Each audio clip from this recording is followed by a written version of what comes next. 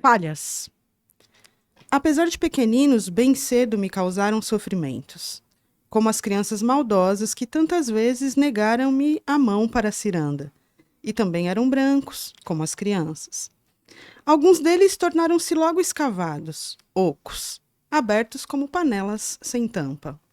Quando partículas de comida se alojavam nas erosões, eu via estrelas. É o nervo, pode crer que é. Minha avó desembaraçava assim. Eu imaginava de que jeito devia ser o tal nervo. Um tipo baixinho, sentado num trono, vestido de manto, empunhando um cetro. Por qualquer coisinha ficava danado. Gênio do cão devia ter o infeliz. Num dia que nunca esqueço, mandei para dentro da boca uma generosa colherada de manjar, animada daquele mimo de que raramente eu desfrutava. A foiteza nunca foi boa companheira. Esqueci a regra, mastiguei o bendito doce pelas bandas do castelinho destelhado. O nervo, de sono muito leve, despertou sapateando. Gritei de dor. Pestes ruins, para mim, eram os dentes. E as crianças, que me negavam as mãos à ciranda. Olá, está começando mais um UBEcast. A UBE, União Brasileira de Escritores, é a casa do escritor brasileiro. Associe-se em ube.org.br/associe e participe deste podcast, que tem trilha sonora original Candongas Não Fazem Festa, de Zeca Viana. Agradecemos também a Eliakim Batista, responsável pelas redes sociais da UBE, e a equipe do Gargamel Estúdio, onde estamos, Rodrigo Costa, Maria Clara e Vinícius Souza. Eu sou Felipe Franco Munhoz e hoje converso com Lília Guerra. Muito bem-vinda. Obrigada, Lília Felipe. Guerra é autora de Amor Avenida, publicado em 2014 e republicado em 2022, Perifobia, publicado em 2018, republicado em 2025, Rua do Larguinho, de 2021, Crônicas para Colorir a Cidade, livro no qual estava essa crônica que ela acaba de ler para a gente, abrindo o podcast, novela que escrevi para o rádio, volumes 1, 2 e 3, de 2022, os 3 volumes. Certo. E O Céu para os Bastardos, de 2023, que é o segundo romance dela, o mais recente publicado, e o Perifobia, que ganhou reedição neste ano, os dois pela Todavia. A gente vai falar sobre tudo isso aqui. Mas eu queria começar, Lília, perguntando para você. A gente tem alguma coisa em torno de uma hora, um pouquinho menos do que isso nessa conversa, e eu queria então que a gente começasse, como a gente tem esse tempo relativamente mais dilatado para conversar, sobre a sua trajetória de formação, tanto como leitora quanto como escritora, se isso em algum momento se encontrou, quais são as suas primeiras leituras? Sim, eu sou uma leitora muito assim. Comecei a ler muito cedo. Minha mãe sempre incentivou muito a leitura. Eu fiz assim carteirinha, né? No meu tempo era carteirinha na biblioteca com 6 anos, logo que eu comecei a ter contato com a alfabetização. Sempre muito incentivada pela minha mãe mesmo. Sim, as minhas primeiras leituras na biblioteca eram muito livres, né? Eu era uma biblioteca de bairro, não era uma biblioteca dentro de algum equipamento. Isso era bem importante. Eu podia acessar o espaço na hora em que eu desejasse. Eu acho isso me incentivava muito. Eu me apropriei daquele espaço. E as minhas leituras eram livres ali, né? Procurando nas estantes. Muito diferente de hoje em dia, que a gente recebe indicações, né? Claro que eu recebia também, mas as estantes, né? As prateleiras me davam muita. E aí, das minhas primeiras leituras, assim, da infância que eu me lembro mesmo, que me chamou a atenção, claro, foi Lígia Bojunga, que fez com que eu me tornasse uma leitora assídua, porque quando eu li A Bolsa Amarela, eu quis ler os outros títulos da Lígia, e aí o hábito da leitura me pegou ali. Né? Aí, adolescente, eu comecei a ler muita crônica, acho que também muito por causa da escola, né? Na escola a gente era muito incentivado a ler crônica naquela época, não sei como é agora. Me apaixonei por Rubem Braga, né? Sempre li muita Cora Coralina, desde de meu primeiro contato com a literatura da Cora. Virei uma leitora também assídua de Cora. E aí, assim, né? Até que li Quarto de Despejo na adolescência. Foi uma leitura que me chamou muito a atenção, diferente de tudo que eu já tinha lido. E segui, assim, sempre com o hábito da leitura, mas não pensava em escrever. Eu fui pensar em escrever para fazer registro de memória de família, né? Para registrar, para pesquisar, para saber de onde as informações que eu não tinha, que eu não possuía, né?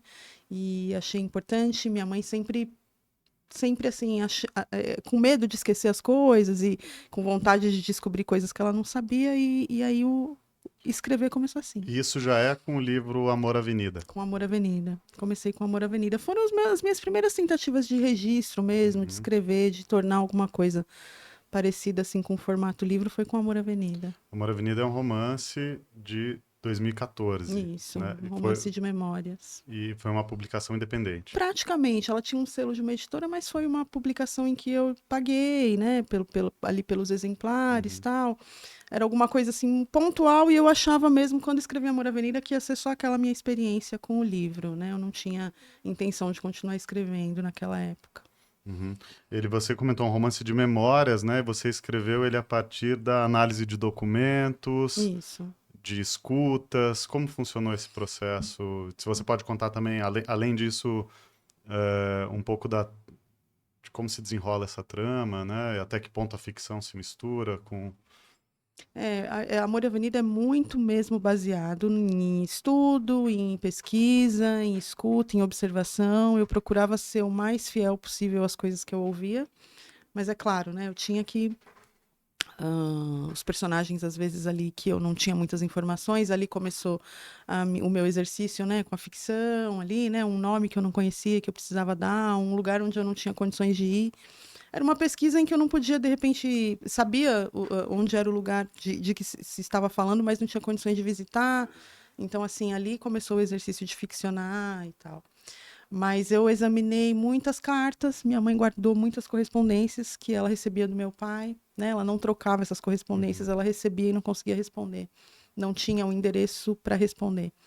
E aí ela guardava essas correspondências, eram cartões postais, ela recortava muitas coisas da época, jornais, né, notícias de revista que às vezes eram aleatórias, mas que foram importantes para mim. Eu podia saber o que estava acontecendo naquela época. Eu acho que foi uma sacada muito boa dela, assim, sabe? Às vezes eu perguntava, esse recorte de jornal aqui, não, é só para a gente ter uma ideia e lembrar do que estava acontecendo na época em que essa carta chegou e que as coisas aconteciam. Eu achava genial, né, esse modelo, né, que ela tinha de arquivar as coisas. E aí, pesquisando, claro, as cartas não diziam tudo, o material não dizia tudo. Eu fiz um processo de escuta bem minucioso com a minha mãe, quem eu podia entrevistar ali. Mas aí eu descobri que não adiantava só falar com ela, né? Eu precisava falar com outras pessoas, normalmente mulheres, né? Da minha aldeia ali que me rodeavam, saber outras coisas, outras opiniões. Começou assim. E como você foi misturando a ficção com esse material real? Eu acho que, na verdade, foi com o gosto de escrever, né? Eu fui experimentando. Eu tinha muito medo, né? Porque eu sabia que a minha mãe ia ler o material e depois eu ficava pensando, ela vai dizer, eu não falei isso e tal. Mas ela entrava muito nesse jogo, nessa brincadeira. Então, às vezes, ela me contava de uma cidade ou de um lugar que ela tinha ido e ela não me falava, né? Como é que estava o tempo naquele dia, né? De que cor eram as paredes, como é que tinha sido a viagem dela exatamente até lá. E aí o exercício de elaborar, né, começou ali e ela apreciava muito por também ser uma leitora, né? E aí eu comecei a ter liberdade, vagarosamente, liberdade para também exercitar essa parte, né? Sua mãe também era uma leitora? Minha Então, mãe é uma leitora. uma leitora. Minha mãe é. Ela sempre me incentivou muito a ler e ela participou do processo com bastante prazer também, né? E e cobrava muito, né? Tava muito ansiosa para ver o resultado de tudo aquilo.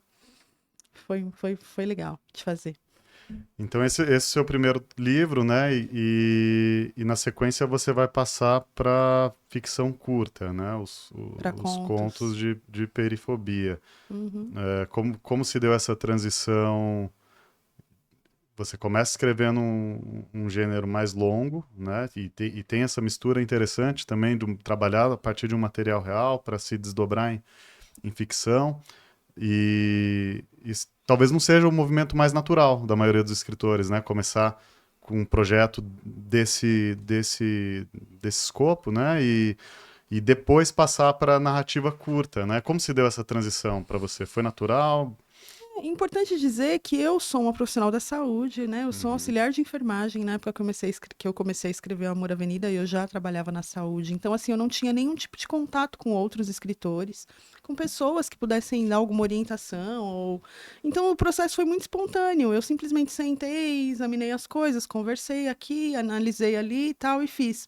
Na época de Perifobia, eu já tinha esse contato, né, com outras pessoas que escreviam. Eu comecei a frequentar oficina de escrita literária, né, ateliê de produção literária, conhecer outras pessoas e tal. Então, assim, eu não tinha muita noção que eu tinha já começado com a narrativa longa, eu não Uhum. pensei nesses detalhes, né? Na época do Perifobia, você disse quando você estava escrevendo Quando eu os estava contos. escrevendo. Porque, assim, Perifobia é um livro de histórias, né? A primeira edição saiu catalogada como contos, mas, na verdade, ele é um livro de histórias, porque também tem crônicas, né? Uhum. Entre os contos.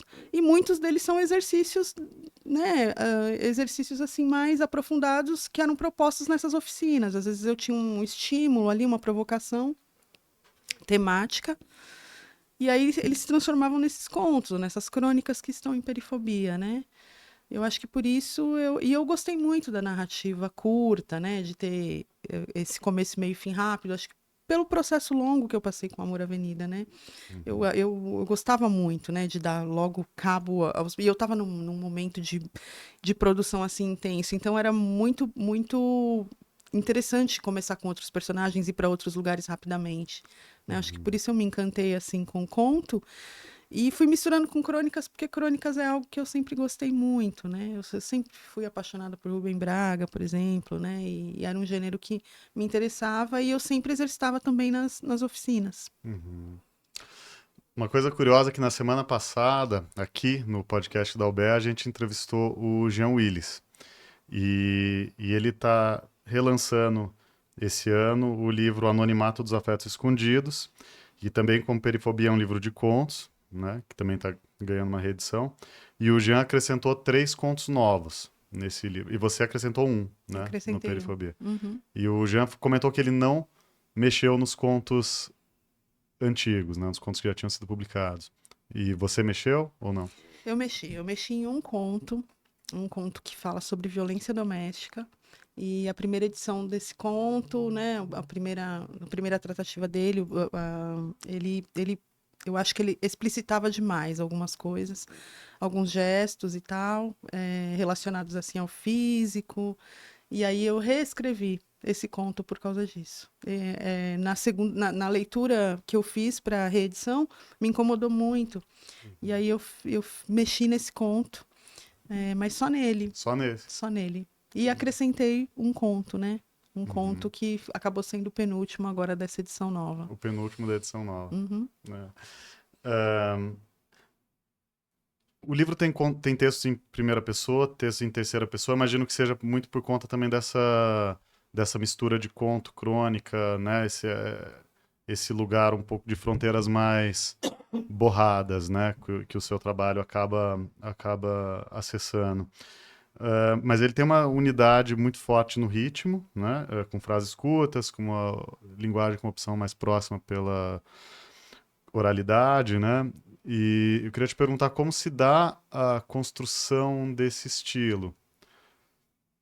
Se ele é consciente, se é uma voz. Você viu isso surgir? Você pensa nisso quando está escrevendo? É, agora eu penso, mas no começo eu não pensava, não. Foi meio espontâneo que tudo começou a acontecer. Eram vozes que eu estava habituada a ouvir, né? Eu moro num. Não, eu digo isso não exatamente porque essas vozes só vão ser ouvidas nesses lugares, mas eu moro e trabalho em lugares mais distantes do centro da cidade, né? E aí lido tanto no trabalho quanto ali na minha comunidade, às vezes com os adolescentes, com as crianças, né? E me interessa muito, né, o trânsito do linguajar, né, as palavras novas que vão surgindo, né, as expressões, tal, mas espontaneamente eu aplicava isso nos personagens porque eu estava naquele ambiente, escrevendo sobre aquele ambiente, né? Eu moro num conjunto habitacional, trabalho ali num bairro periférico, e as coisas que eu ouvia ali, aqueles personagens me interessavam muito, reproduzi-los, né, trazê-los ou às vezes homenageá-los, tal. Então acho que a oratória e o jeito como eles falam, como eles se comunicam espontaneamente acabaram acontecendo assim. Então, na época, quando eu comecei a escrever, não era nada premeditado, mas hoje eu já penso mais nisso e consigo fazer uma análise assim da importância que isso tem. Eu gosto de fazer e é claro que nem sempre acontece, porque as coisas não são caricatas e iguais, idênticas, né? Não exatamente pelos lugares. Mas hoje eu tenho mais consciência quando eu vou fazer. No começo não, era mais espontâneo mesmo. Inclusive, em relação a todas essas vozes que você traz para dentro do livro, dos livros, né? Os diálogos, eles são muito importantes, né? Como mecanismo para levar a trama adiante, né? Isso também é uma escolha consciente ou...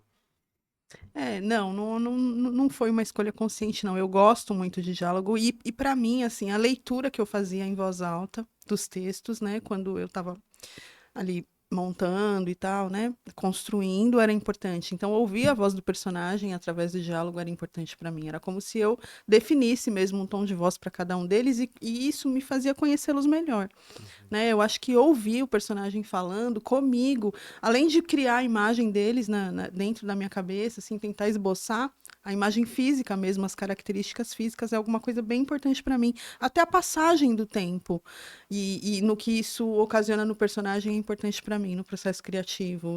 Às vezes, se eu tô com um personagem há muito tempo, eu penso, ele deve ter mudado por esse acontecimento, emagreceu, sei lá, um cabelo branco, alguma coisa assim. E a voz era importante para mim. Acho que por isso os diálogos, né? Então, muitos desses personagens você parte de pessoas reais, né? Para construir esses personagens. Ainda que não, eu sou muito, eu gosto muito de observar e de homenagear, como eu falei. Então, claro, às vezes eu parto de pessoas reais. Mas mesmo quando os personagens eles surgem assim e eu não me lembro de ter me inspirado em ninguém, Aham. é importante para mim construí-los assim de maneira física e intelectual, emocional. Claro que tem personagens que eles vão, é claro, você não pega um personagem e constrói ele todo, né? E fala, a partir daqui a história ele vai assim, as coisas vão aparecendo devagar, mas eu procuro saber o máximo que eu posso sobre eles antes de começar a desenrolar a história.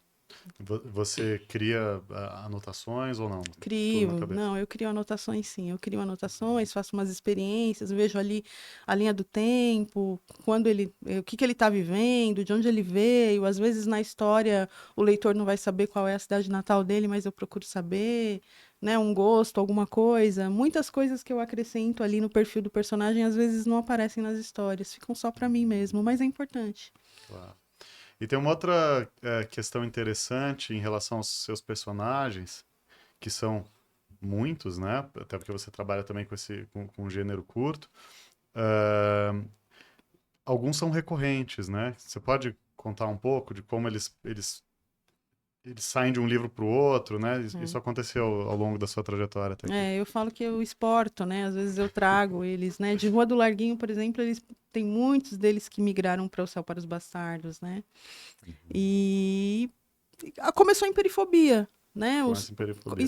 Esse exercício começa em Perifobia Então, e Perifobia, deixa só eu mostrar aqui. A gente tem duas edições aqui hoje na mesa, né? Essa é a primeira, da uhum, Patois, e aí o relançamento desse ano, que saiu pela Todavia. As duas capas, uhum, lindíssimas, inclusive. é. Começou em Perifobia esse exercício de trazê-los de volta. Primeiro porque eu me comunicava com os leitores pela internet, esses contos de perifobia, muitos deles eu publiquei numa plataforma, tal, principalmente na época da pandemia, Ah, né? você publicou na Muitas dessas internet. histórias eu publicava na internet. Aham. E aí eu tinha muitos leitores, sobretudo leitoras, eram mais leitoras. E às vezes Uhum. eu falava, esse conto acabou aqui e tal, e os próprios leitores falavam, não, não acaba, não, vamos esperar a continuação, enfim. E aí eu falava, puxa, e agora, né? E aí veio a ideia de falar, "Pô, não vou começar com outras pessoas, né? Isso é um bairro, é um ambiente. Eu normalmente trabalho no mesmo ambiente, então é normal que as pessoas se encontrem, que elas se cruzem, que elas se trombem. E aí eu comecei a pensar nisso, né? Nas pessoas que pegam ônibus com a gente todo dia, que estão ali pelo ponto de ônibus que a gente vê na feira, tal. Eu falei, é assim que eles vão começar, é assim que eu vou dar continuidade aos contos, com os personagens se encontrando. E aí Uhum. gostei de fazer, gostei de fazer. E aí personagens tinham pouca participação em alguma história e eu achava que eram interessantes, que podiam ter um potencial assim para bons narradores, para Uhum. trazer assuntos assim que me interessavam, aí eu comecei a trazê-los para histórias mais longas. Aham. Então, assim, a gente já chega aqui na, na Rua do Larguinho, mas inclusive como esse espaço real, né, que você comenta no final aqui de ser, a gente vai falar sobre isso depois. Nesse momento você tá escrevendo Perifobia, participando de oficinas literárias, nessa transição para histórias mais curtas, publicando os textos na internet. Aí eu imagino que você deve ter começado a entender que a literatura, como produtora de literatura, isso começa a ter um papel mais significativo na sua vida, na sua rotina. Você começa a entender que isso vai ser uma carreira, que vai ter muitos livros pela frente. Ou... Não, na verdade, assim, eu sempre tive uma questão para pensar assim no próximo livro. Eu sempre parto do princípio de que esse vai ser o último livro. Eu estou tentando mudar isso. Mas como eu achava que Amor à Avenida ia ser a única experiência, Perifobia não nasceu para ser livro, né? Ele eram exercícios que eu estava fazendo ali por acaso. Eu não sabia que existia oficina de criação literária, essas coisas, né? Eu vi um dia ali na internet pesquisando que ia ter uma oficina, me candidatei, você tinha que submeter um conto, a análise, né? Para obter uma vaga, e aí, surpreendentemente, recebi um resultado positivo e comecei a frequentar esse lugar. Daí, conhecendo as pessoas, eu comecei a observar que o objetivo das pessoas era escrever, publicar, Uhum. né? Apesar de ter uma publicação, já um livro publicado, para mim era como se fosse alguma coisa que eu fiz assim e que não ia se repetir. Mas você começa a saber, olha, tem editora tal que recebe originais, alguém que pode analisar, alguém que pode avaliar. E eu fui fazendo essa coleção de contos, de histórias, colecionando isso, e aí soube que a editora Patois estava com um processo Uhum. aberto para receber originais, compilei os contos e mandei. E aí tive um resultado positivo também, né, uma resposta positiva para a publicação. E aí foi assim que aconteceu, mas tudo foi acontecendo assim, sabe, meio que sem querer, porque eu estava ali, né, e ficava sabendo das coisas com mais frequência e tal.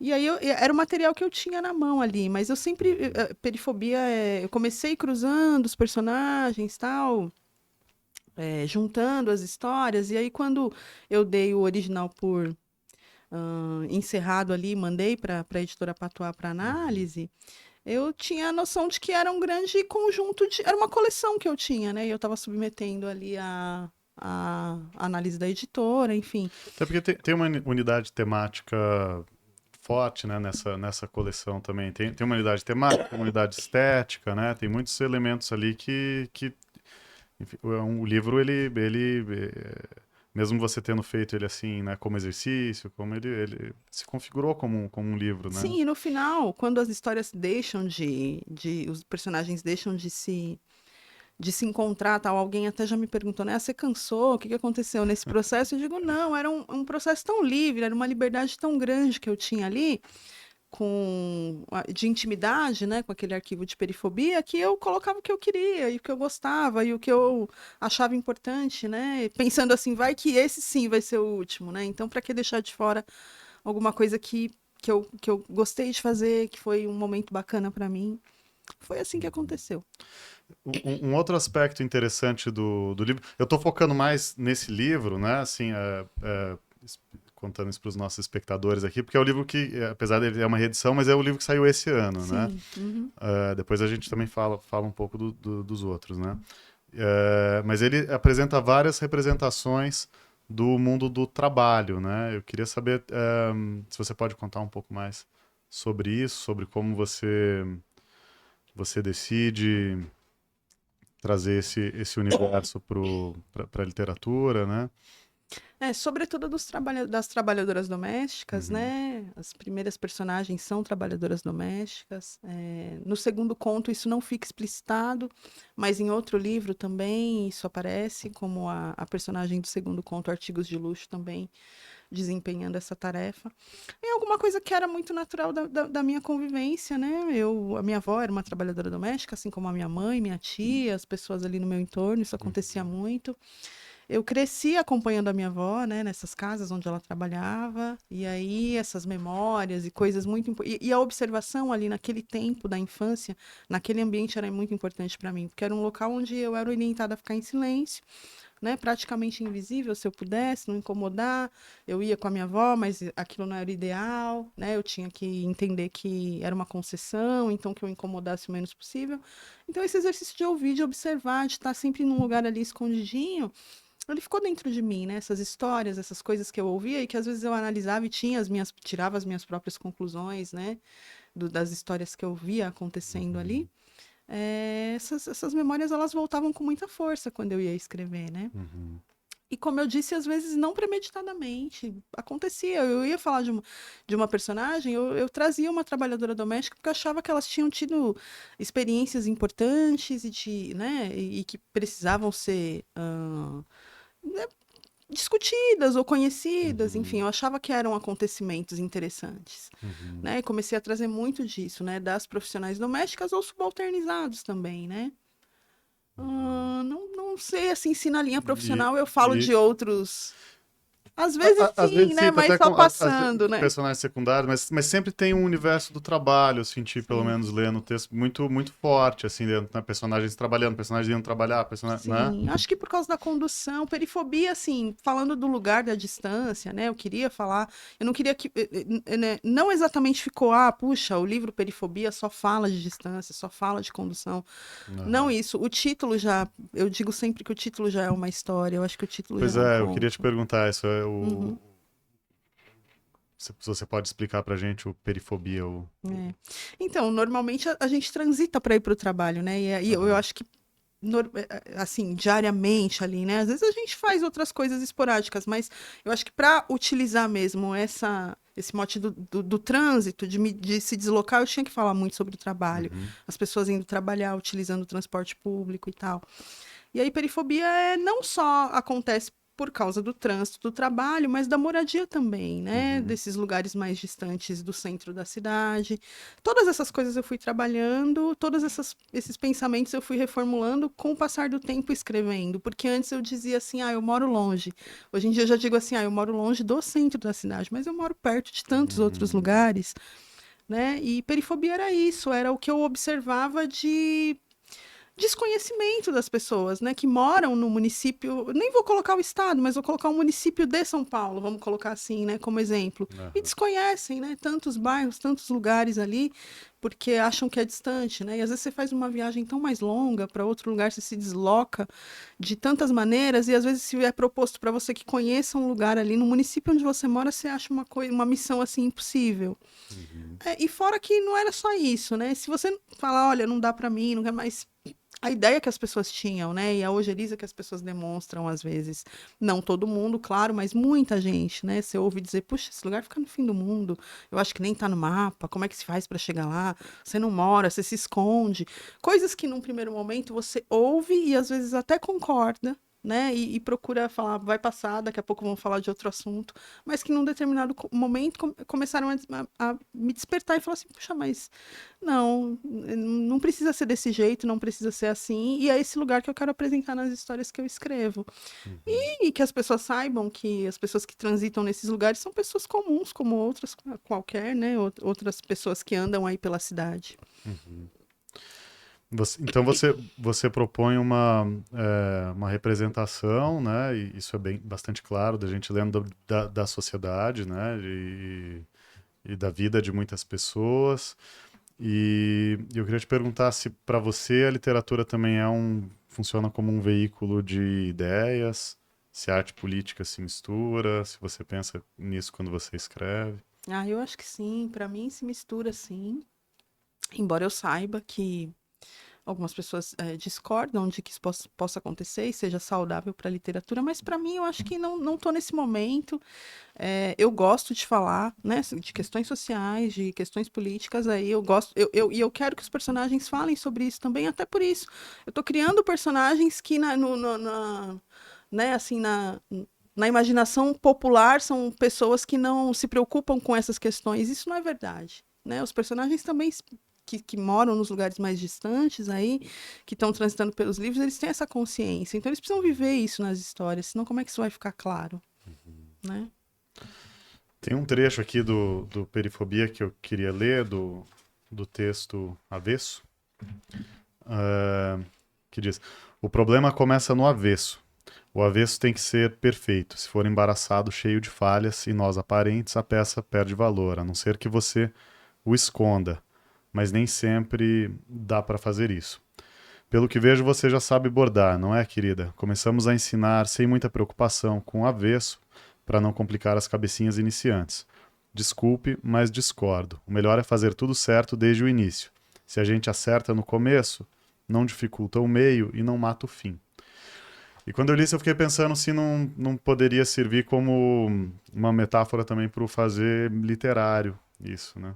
Ah, eu acredito que sim, né? Agora com você falando e apresentando assim, isso é legal, né, de conversar sobre literatura, porque as pessoas trazem pra gente essas visões. Você não imagina o que o leitor vai pensar, né, quando ele lê, e é uma imagem muito legal, assim, para eu ouvir. Mas o que assim, esse conto, ele fala de uma pessoa que está numa situação, não exatamente em situação de rua, mas enfrentando questões assim que fazem com que ela saia fora da realidade, né? E a subjetividade dessas pessoas me interessa muito, né? Às vezes você olha assim uma pessoa que está em situação de rua, e você não imagina que ela borda, que ela canta, que ela sabe cozinhar muito bem, né? Que ela gosta de livros, de repente, gosta de animais. Ela está ali numa situação em que você olha para ela e você não consegue associar nada, né? Diferente de você ver uma pessoa num quintal cuidando de flores, né? Alguém no supermercado fazendo compras, ali você olha, você imagina e fala, ele gosta dessas coisas. Para essas pessoas, a gente não consegue ter esse olhar. E esse conto, trabalhar essa personagem, me fez ter esse exercício de pensar, olhar as pessoas assim e falar do que ela gosta, né? Uma pessoa que sabe bordar, por exemplo, né? E tem essas delicadezas, tem suas sutilezas. Isso para mim é encantador. Eu acho que de escrever assim é o que eu gosto mesmo de fazer, sabe? Trazer esses detalhes. Do ambiente também, né? Eu gosto muito de trabalhar o ambiente. O ambiente, para mim, também é um personagem. Não só as pessoas, não só os animais. Mas isso, né? De trazer essa subjetividade, esses detalhes, né? Do perfil mesmo da pessoa. Acho que estava pensando nisso aí, mas a sua leitura é muito legal. Bom, o ambiente é muito rico mesmo, né? Uh, os contos, os textos todos, né? Eles têm sempre uma epígrafe musical, né? Quase sempre Quase samba, sempre né? musical, quase sempre samba, né? Quase sempre. E eu queria te perguntar se por que essa proposta, se tem alguma função como chave de leitura, em qual momento você definiu que teriam essas epígrafes? Eu costumo dizer que a minha avó lia através da música, né? Através dos discos. Ela não era alfabetizada, mas então ela não comprava livros, ela não adquiria livros, mas ela tinha muitos discos. E eu acho mesmo que era uma maneira de ler, né? Ela ouvia a música ali, ela prestava muita atenção. E, sobretudo, músicas com personagens. Tem música que é crônica, tem música que é conto, tem música que é romance, né? Então, os discos e o samba, assim, quase sempre samba. Claro, ela ouvia rádio, aí o rádio traz essa gama maior de músicas, mas quando ela podia escolher, era quase sempre samba. Então, o samba também foi a minha primeira literatura, né? Uhum. Foi a primeira coisa que eu li, foi o samba, através dos discos, né? As letras ali que eu e acho que foi natural para mim querer fazer essa homenagem também, né? Porque também são. Quando você me pergunta, por exemplo, né? Ah, como é que você começou ali? Eu tendo a falar também dos compositores, dos músicos, né? Que me encantaram ali na infância, quando eu comecei a ouvir Clara Nunes, quando eu comecei a ouvir Candeia, Roberto Ribeiro. Eu pensava, eu tinha essa noção. Eu falava, meu, como que ele fez isso? Como é que ele chegou nessa frase? E essa palavra, de onde saiu? Coisas que eu queria pesquisar. Mas aí. Essa é a primeira história de perifobia, que é a história do Amaro e da Preta, ela começa numa segunda-feira chuvosa. E não teve como eu não lembrar de Lama nas Ruas, né? É uma música que a imagem é muito forte, né? Você consegue, eu pelo menos consigo formalizar a imagem na minha mente. E aí eu queria que a música fosse a música do Amaro e da Preta, tal. Era a minha primeira história, as outras, claro, elas estavam começando ali, mas era a primeira que eu começava a trabalhar. E aí eu tentei colocar no meio da história, no rádio, sei lá, ela ouvindo rádio, mas achei que não tinha ficado legal. E aí pensei, vou colocar no início, né? Mas daí eu, claro, eu falei assim, se essa história tem, as outras terão também. E assim, eu comecei a pensar nas epígrafes e algumas histórias nasceram para homenagear, né? Às vezes Uhum. a epígrafe veio primeiro e a história veio depois. No começo não, né? Com a história da Preta, tal, começou a música veio para mim primeiro, mas depois tinham músicas que eu queria usar e aí eu fui criar histórias para poder utilizar a música. Mas o Uhum. samba é inspiração todo dia. Uma curiosidade que pintou aqui, você já escreveu letra de música ou poesia? Olha, eu nunca escrevi letra de música, mas eu já escrevi textos que já me disseram que é poesia, assim, não sei. Eu não sei a métrica, não sei eu não entendo direito qual é, assim, como é que se faz poesia e tal, mas já escrevi alguma coisa que associaram, mas letra de música não. Tem vontade? Letra de música, tenho vontade. Deve ser incrível, né? Alguém cantar alguma coisa que você escreveu. Tenho vontade sim, mas eu precisava entender como é que encaixa, né? Como é que funciona ali. Eu não entendo nada de teoria musical. Então tá. Após Perifobia, tem mais uma virada narrativa, você volta para prosa longa.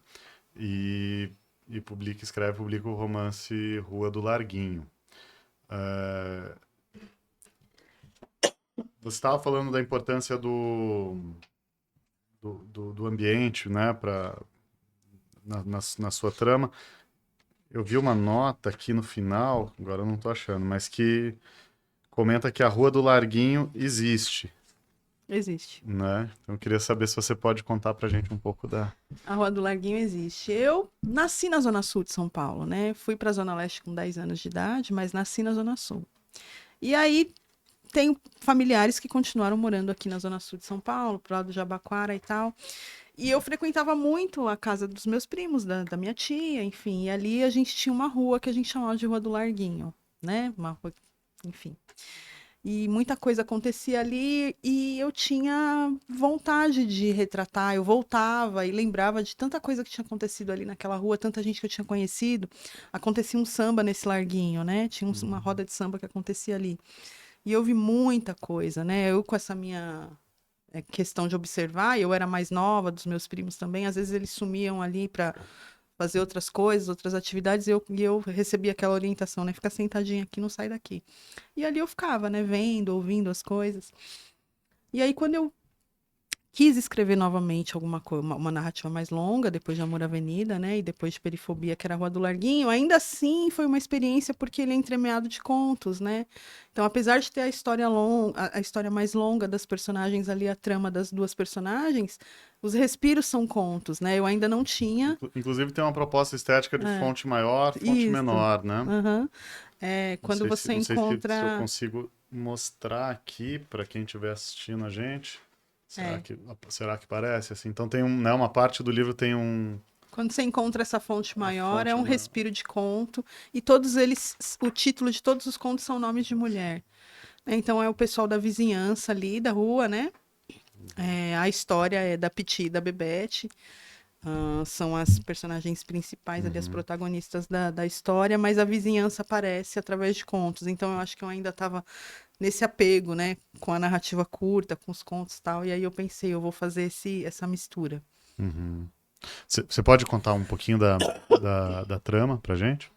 São duas adolescentes que estão ali vivendo aí na Rua do Larguinho, nesse ambiente ali, final da década de 80, começo da década de 90, Piti e Uhum, Bebete, né? A Piti, ela tem uma questão com o pai, com a paternidade, né? Ela quer muito saber quem é o pai, não tem essa informação, tal.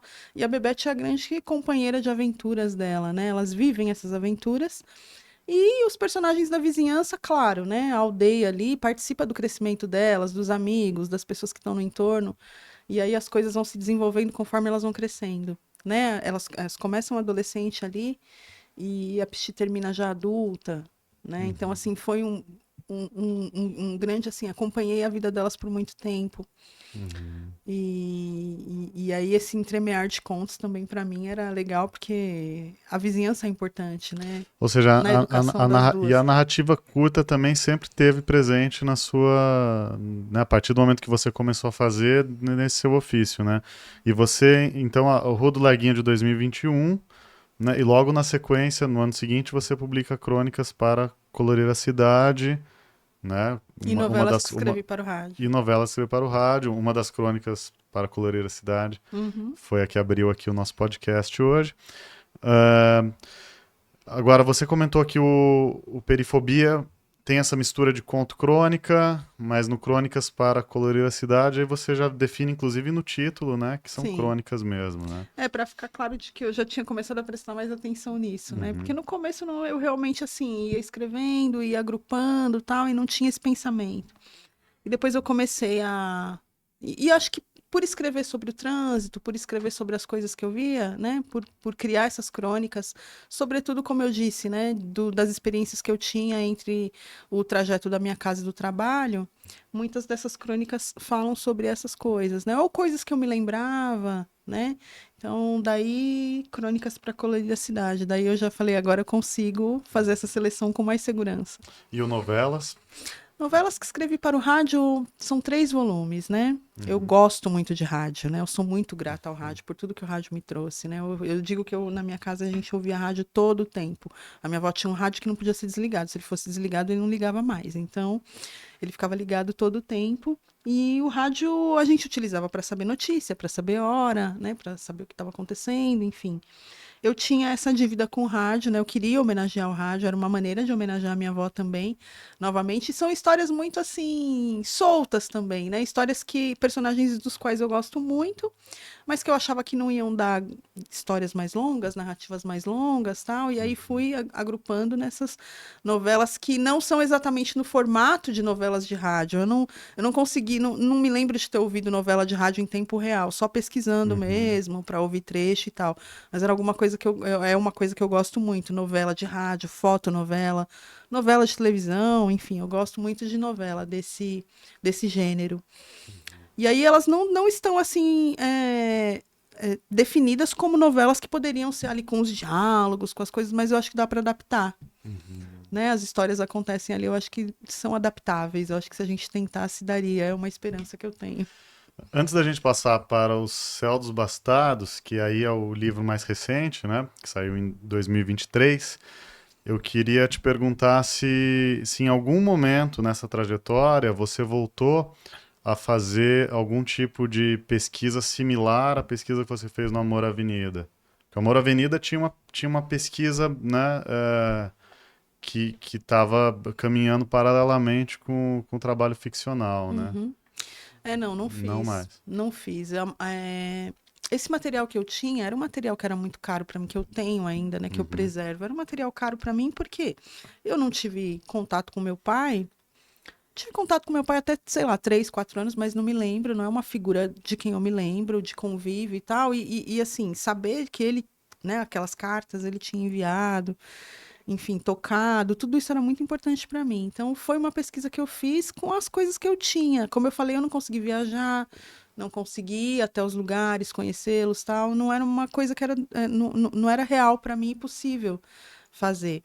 E aí depois eu não fiz mais esse tipo de pesquisa, não. O que eu utilizo muito como pesquisa, como eu falei, é música. Às vezes eu vou e tô naquele ano e é muito importante para mim isso. Às vezes eu defino ali a época em que a história está transcorrendo e eu vou lá saber que música estava tocando naquela época, né? O que estava fazendo sucesso, o que estava na parada de sucesso. Isso me Acaba ajudando a gerar uma atmosfera acaba por. ajudando a gerar atmosfera, sim. É bem importante. No carnaval, às vezes os personagens assim vão ali, principalmente em Rua do Larguinho, né? Tem até um personagem chamado Lamartine, porque aí é uma espécie de pesquisa, né? Não deixa de ser.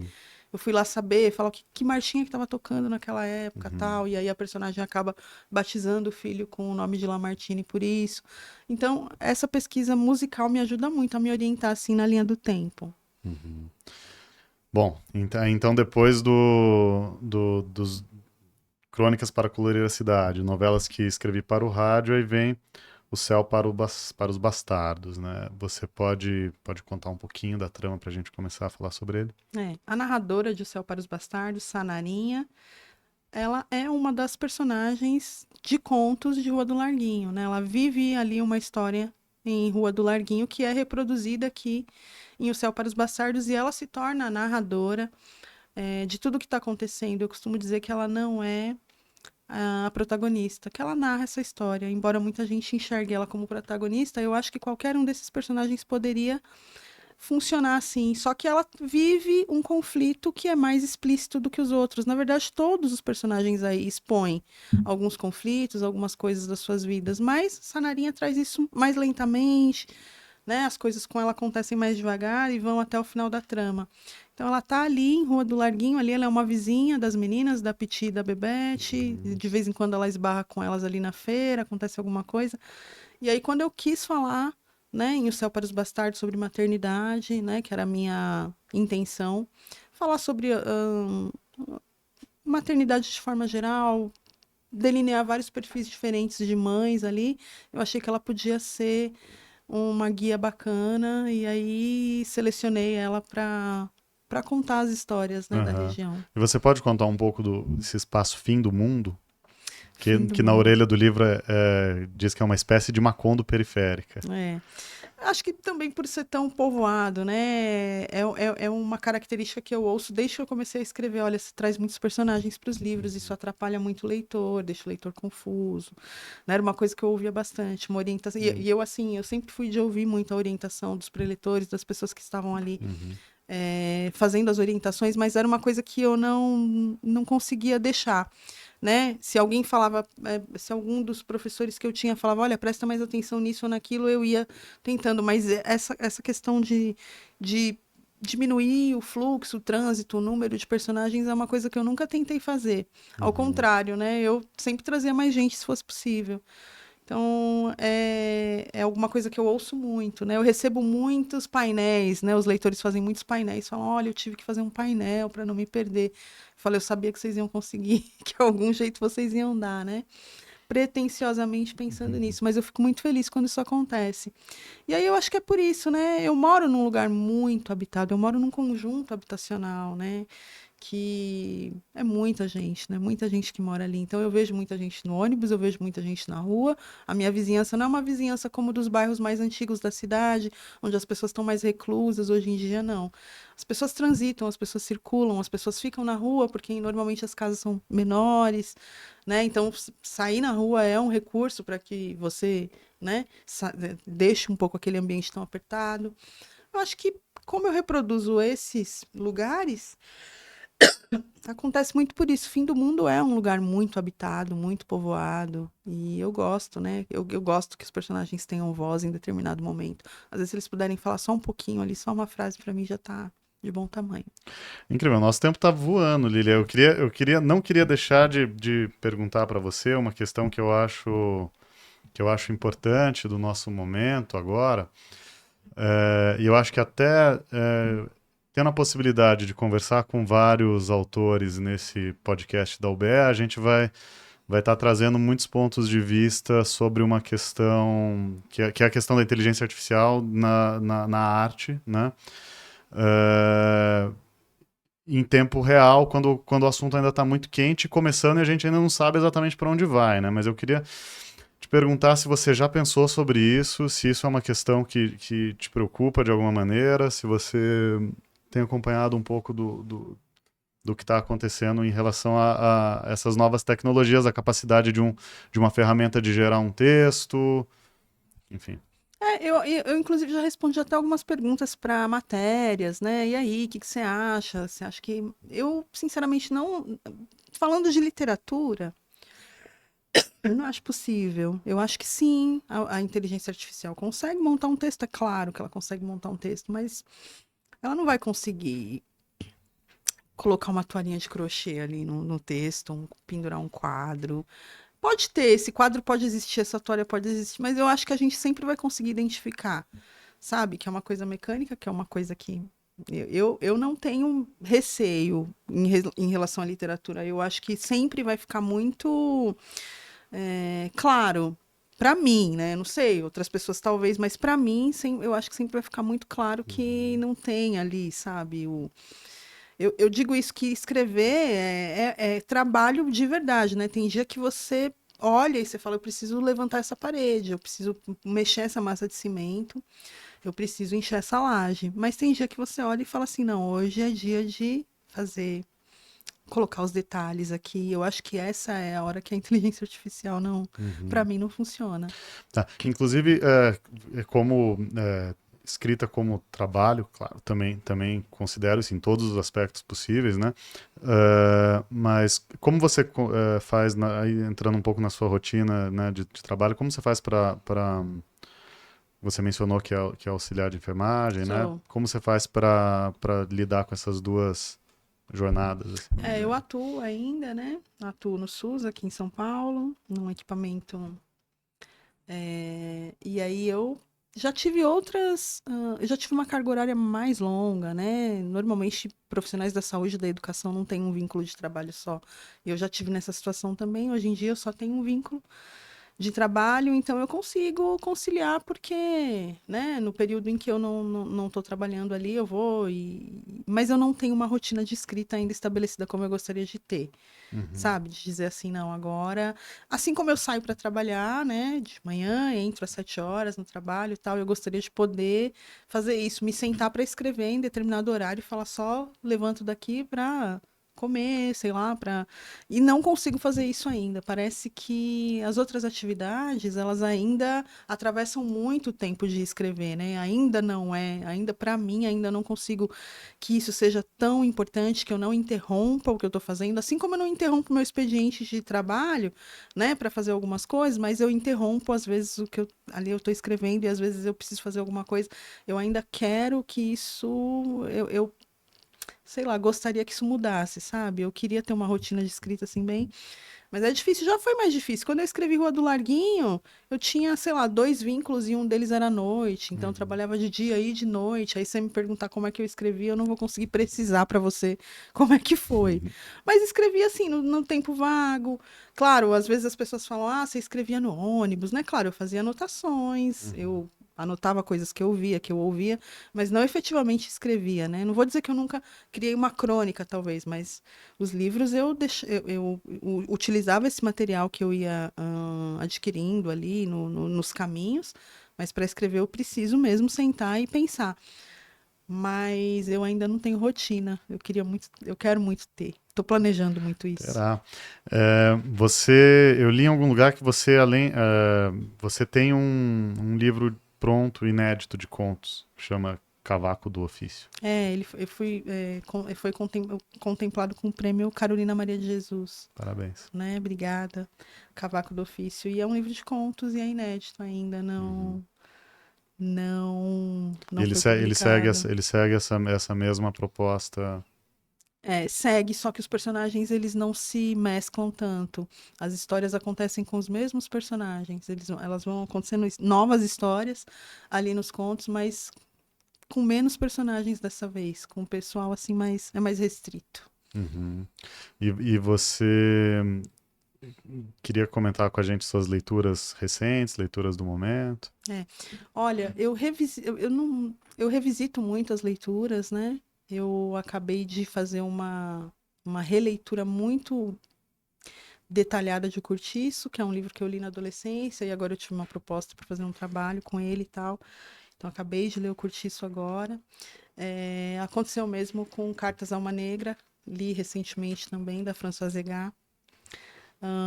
E tenho muitos livros aí para ler, como todo mundo, né, na minha pilha, mas eu tenho lido muito ultimamente. Cidinha da Silva é uma autora que eu gosto muito e que está presente bastante ultimamente na minha rotina de leitura. Também adoro Cidinha da Silva, quero muito aproveitar para, em breve, já deixar o convite aqui para trazer a Cidinha para a gente conversar aqui no UBEcast. Aham. E Lília, você gostaria de comentar sobre projetos futuros, alguma coisa que você está É, eu, escrevendo, pensando em escrever, alguma ideia que você tem?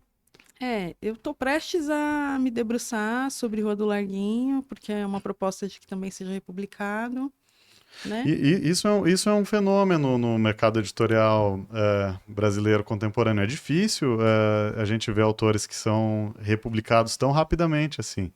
Isso é muito bacana. E já aconteceu algumas vezes com você, né? Já é, como ele tá, assim, é um livro que tá fora de catálogo há algum tempo já, os Aham. leitores às vezes me perguntam, e aí, como eu consigo um Rua do Larguinho? Eu tô até olhando o seu aí com interesse, né, o seu volume.